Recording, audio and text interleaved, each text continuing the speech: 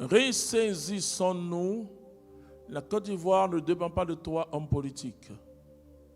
La Côte d'Ivoire ne dépend pas de moi. Non, moi je passerai un jour, toi aussi. Je dis l'héritage que nous devons laisser, et je l'ai écrit dans un livre, et ce n'est pas tellement l'argent, hein. C'est le témoignage.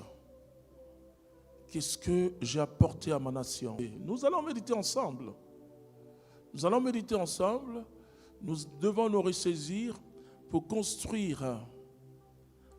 Quand j'étais étudiant, il y a une parole d'Oufo-Boigny que, parce que je suis entré à l'université en 84, en janvier 85, il y a eu une grève des étudiants, une grève assez farouche là.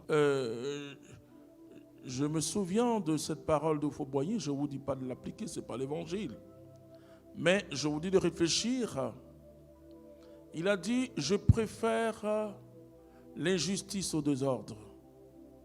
Bien sûr, moi j'étais en faculté de droit, donc j'étais fâché parce qu'on avait quand même des grands professeurs qui nous éclairaient, hein, comme M. Vaudier, en droit constitutionnel. Donc je réfléchis, lui là il est venu d'endormir. Mais ces jours-ci je réfléchis. Je réfléchis et sans condamner, je me dis, nous devons préserver notre pays. Toute plante que tu jettes à terre finira par pousser. Mais l'homme, quand il est jeté en terre, il ne pousse pas. Alors j'ai dit aux amis, mais Jésus lui l'a pu pousser. Amen. Il est ressuscité. Alléluia.